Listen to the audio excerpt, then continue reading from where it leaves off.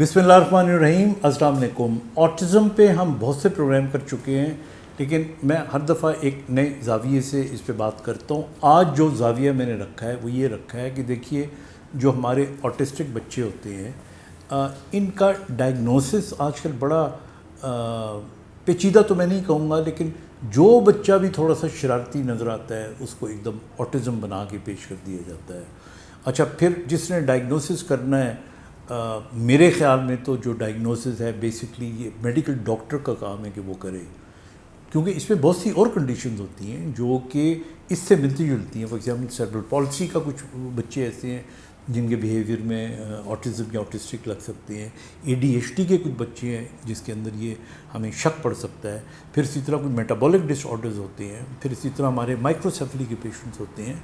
तो बहुत सी किस्में होती हैं जिनके अंदर ये फीचर्स आ जाते हैं। So this needs to be first diagnosed by a medical doctor और पीडियाट्रिशियन प्रेफरेबली, या रिहेबिलिटेशन कंसल्टेंट जो कि मेडिकल डॉक्टर होता है।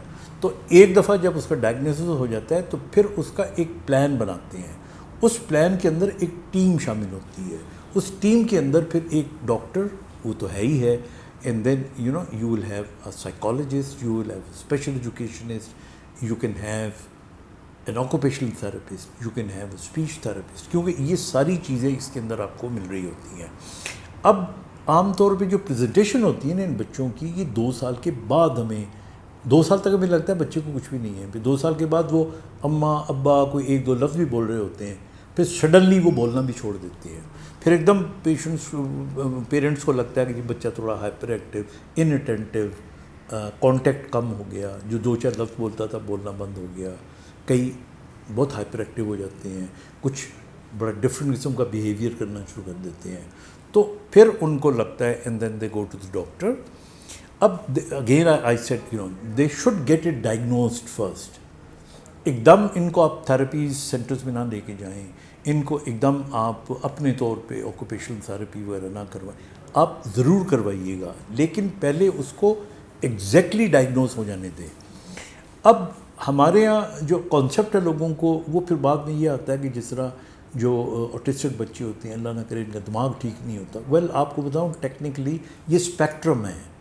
ये ऐसा नहीं है कि जिसको आपने लेबल कर दिया कि ASD है तो बस दुनिया ख़त्म हो गई, ऐसा नहीं है। आपका एलन मस्क दुनिया के सबसे अमीर आदमी और दुनिया का ब्रिलियंट आदमी, उसको ये बीमारी उसको खुद अपने मुंह से वो बताई कि उसको है। तो इनके अंदर जो प्रॉब्लम होती है, अगर हम इसकी पैथोफिजियोलॉजी में ऐसे डॉक्टर जाएं तो इनके जो कनेक्शंस होते हैं ना, न्यूरॉन्स के साइनेप्टिक कनेक्शंस होते हैं, वो डिफरेंट होते हैं। मतलब आम आदमियों के अगर एक ख़ास सीक्वेंस में है तो उनकी सीक्वेंस डिफरेंट होती है, वरना ब्रेन के सेल्स इनके कम नहीं होते, बल्कि कुछ लोग तो कहते हैं ज़्यादा भी होते हैं। तो इसलिए ये ध्यान में रखें कि ये खुदा न खास्ता कोई ऐसा नहीं है, ये उस स्पेक्ट्रम में डिपेंड करता है कि बीमारी मामूली है, थोड़ी ज़्यादा है या बहुत ज़्यादा है। तो एक ये इम्पॉर्टेंट चीज़ है। दूसरी मैं जो आज ऐड करना चाह रहा था वो ये कि ये बच्चे जो होते हैं इनमें से आधे से ज़्यादा या थोड़े से कम या बल्कि इससे भी ज़्यादा इनको साथ ही पेट के भी इश्यूज़ रहते हैं, क्योंकि हमारे ब्रेन का हमारे गट के साथ एक बड़ा गहरा रिश्ता है। आप देख लें, इवन बड़े लोगों में भी जिनको एंग्जाइटी की मर्ज़ होती है, उनके पेट का भी IBS वगैरह भी उनको होता रहता है। तो इन बच्चों का इसी तरह गट हाइजीन और गट हेल्थ, उसका ख्याल रखना, उसके लिए फिर इम्पोर्टेंट है कि जी इनका आपको इसकी न्यूट्रिशन में क्या देना है, क्या नहीं देना, ये सारी चीज़ें शामिल हैं। इसी तरह जो इनकी थेरेपीज़ होती हैं, अगर आपने थेरेपीज़ करवानी, दे बिकम वेरी एक्सपेंसिव। मैं इसीलिए कहता हूँ एक आम आदमी जो 60-70 हज़ार रुपये तनख्वाह लेता है या लाख रुपये तनख्वाह लेता है, वो बेचारा 50-60 हज़ार रुपये महीने का थेरेपीज़ पे कैसे खर्च कर सकता है? और ये भी नहीं कि वो 4-5-6 दिन करानी है। तो इसलिए आई ऑलवेज़ रिकमेंड, मैं तो अब रिटायर हो गया हूँ, म्यो में मैं किया करता था, अब भी जहाँ मुमकिन हो सके माओं को जो थेरेपीज़ हैं कुछ थोड़ी बहुत सिखा दें। जो लोग नहीं आ सकते, everybody can't afford 40-50,000 per month, तो वो घर पे इनको लुक आफ्टर कर सकते हैं। और आप बड़े हैरान होंगे, बहुत सारी ऑटिस्टिक माएँ, उन्होंने फिर اتنے پیسے وہ دے نہیں سکتی تھی، وہ انہوں نے خود ہی سیکھ کے تو اپنے اپنے اسکول کھول لیے ہوئے ہیں، اور ان میں سے جو ذاتی ایکسپیرینس ہے اس کو استعمال کرنی ہے، اور ان میں سے کچھ ٹھیک بھی ہے۔ اب یہ بات صحیح ہے، یہ غلط ہے، کوالیفیکیشن مسٹ ہونی چاہیے۔ You should be properly qualified to give a therapy. یہ جو ہوتا ہے نا کہ آپ نے کوئی ایک گریجویشن کر لی اور 3 ہفتے کا 2 ہفتے کا کوئی کورس کر لیا، اس کے بعد somebody if claims to be an autistic therapist, so I will not agree. Then you should be properly certified and trained. ہمارے یہاں تو انفارچونیٹلی جس طرح ڈاکٹرس کے لیے تو ایک کونسل بنی ہوئی ہے، Pakistan medical and dental council, تو یہ باقی بہت سی ایلائڈ سبجیکٹ کے اندر نہیں پڑھی ہوتی، تو لیکن میرا کہنے کا صرف مطلب یہ تھا ڈائگنوسس ضرور کروا لیں، اس کے بعد ٹیم ورک کے طور پہ ان بچوں سے ڈیل کریں، تھراپیز اگر افورڈ کر سکتے ہیں تو ضرور کروائیں، اگر افورڈ نہیں کر سکتے تو وہ چیزیں سیکھیں۔ I think therapists are very kind and they should be very kind, کہ وہ ماں باپ کو بتا سکے کہ جی آپ کم سے کم گھر میں یہ ماحول دیں، گھر میں ان بچوں کو ماحول ملے گا تو چلے کچھ نہ کچھ تو یہ بہتر ہوں گے۔ اور جو سیویئر فارم کے ہوتے ہیں، دیکھیے ان میں سارے بچے جو ہے نا وہ اب یہ ایک بڑا کنٹروورشل سبجیکٹ ہے کہ جی انہیں دوائی دینی ہے کہ نہیں دینی۔ اگر آپ کا سیویئر پیشنٹ ہے، آپ دنیا جہان کا لٹریچر نکال کے دیکھ لیں، وہاں پہ سمٹومیٹک ٹریٹمنٹ کے لیے اگر آپ کو میڈیسن دینی پڑتی ہے تو یو ہیو ٹو گیو۔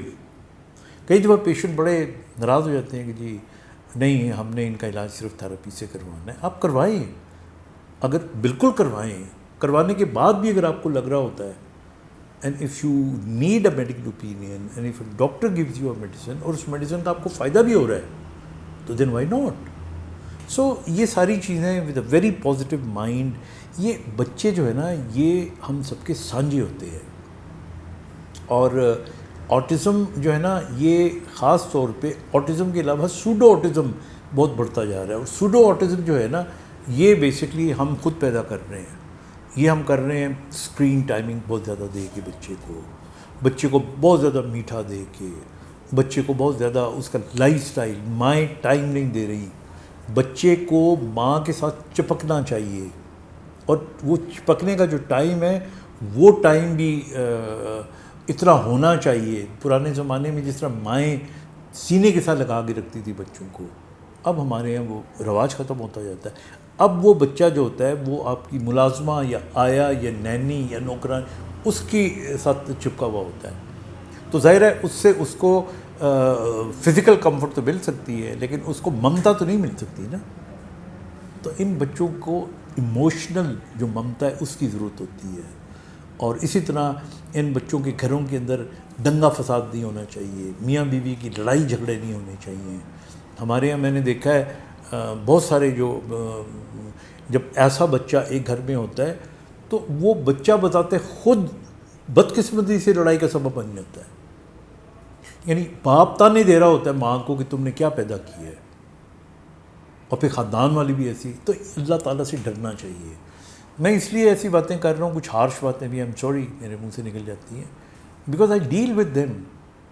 میں تو، اور مجھے تو ترس اور بڑا پیار آتا ہے ان تمام ماؤں کے اوپر، چھوٹی سی عمر ہوتی ہے ان کی، شادی ہوئی، پہلے بچے کو آٹزم ہو گیا، یہ دن تھے ان کے گھومنے پھرنے بننے سمجھنے سجنے کے، اور اس کے اندر وہ ہر وقت جو ہے ایک طرف کھانا پکا، ایک طرف بچے کو سنبھال رہی ہیں، ایک طرف تانے سن رہی ہیں، شادیوں میں جانا ان کے لیے عذاب، ان کو کہ پکنک پہ چلے جائیں تو ان کو یہ ڈر لگا رہتا ہے کہ ڈوب نہ جائے، کہیں گر نہ جائے، گاڑی کے نیچے نہ آ جائے، کہیں ہاتھ نہ کہیں دے دے، اور ہوتے بھی شرارتی ہیں یہ بچے، سارے نہیں جو ان کے اندر ہائپر ایکٹیو ہوتے ہیں۔